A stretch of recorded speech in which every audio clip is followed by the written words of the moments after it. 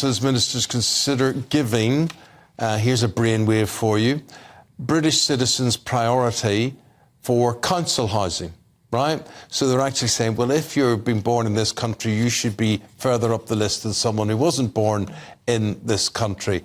I would have thought that would have already been the case, but apparently not. Here's Migration Watch UK research consultant Jeremy Hutton. Not sure if you would agree with all of that, Jeremy, or not. Good morning to you. Good morning, Eamon and Isabel. Thank you for having me. Yes, it sounds utterly, well, it's a sign of the farce that we're in, that the government is having to say, well, we'll have to ensure British people get priority for council housing.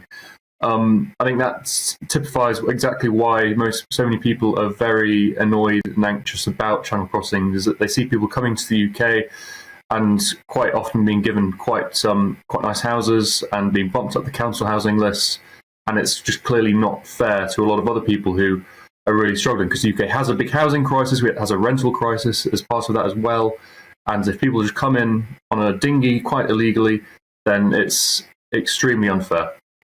So obviously 1,000 travelling over the weekend, with the weather being mostly good before the storms started. I suppose it all plays into why we saw the Prime Minister just sort of 10 days ago coming out and saying his plan was working, because we'd had a spate of, I mean, cynical of me to say, but we'd had a spate of bad weather. I mean, do you think he can really say that the government's plans are working?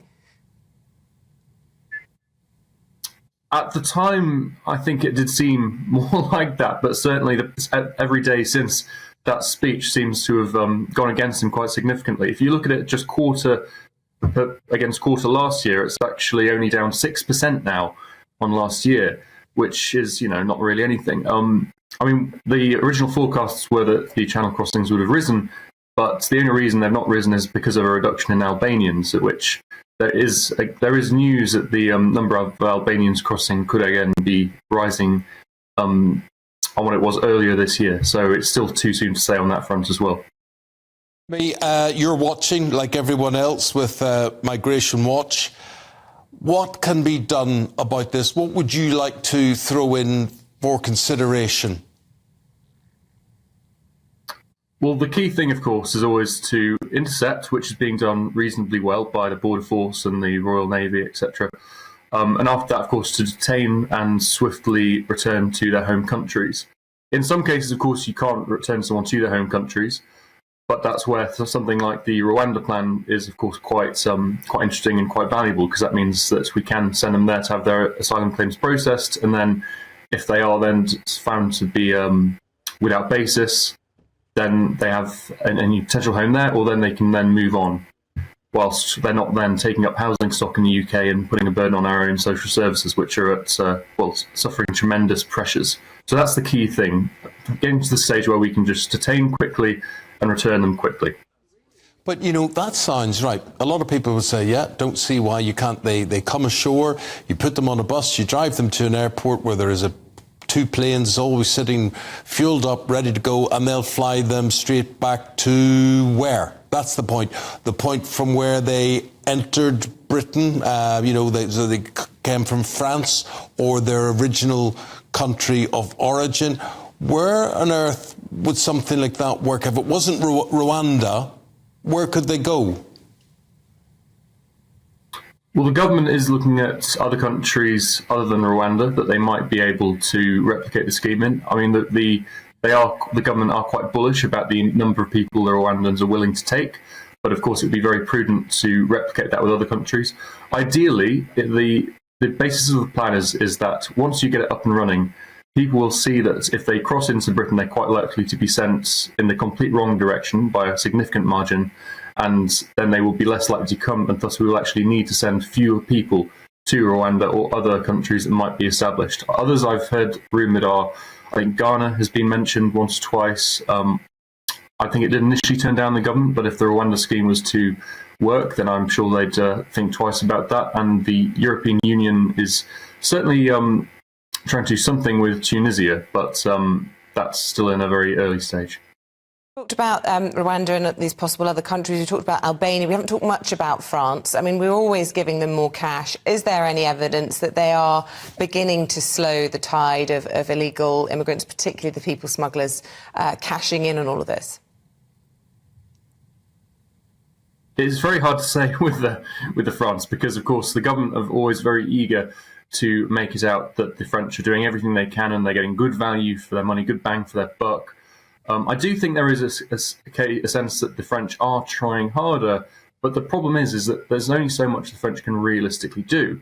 So they're effectively playing whack-a-mole. I mean, there was some news out the other day that there's going to be a new spy plane, but spy planes don't stop boats. They only tell us where they are.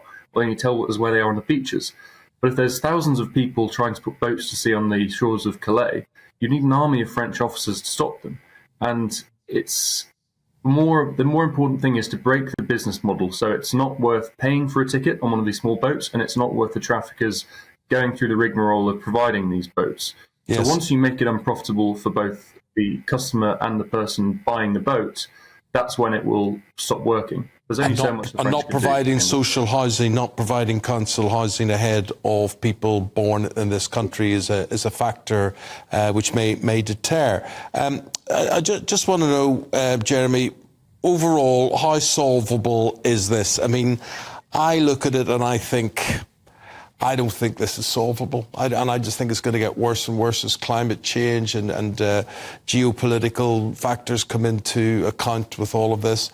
I personally don't have a view that, I don't think the boats are going to be stopped. No. Stop the boats is such a big claim. Yeah. I'd be very surprised. What do you think? Do you think it's solvable with the right will? And if so, in what time period? Well, that is the big question. The whole point of the current illegal migration problem is that it's pushing the boundaries of a series of international legal obligations that the UK has signed itself up to over the past 75 or so years, since World War II. And those legal obligations make it very difficult for the UK to actually create the laws to get around those. And that's why we're probably going to have a bit of a bust up with the European Court of Human Rights over the illegal migration bill.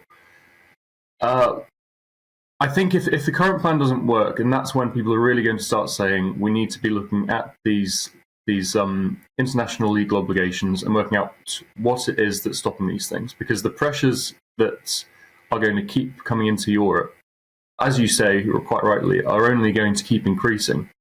But countries like Britain can only take so many people because there's a very small country. We're incredibly densely populated as it is.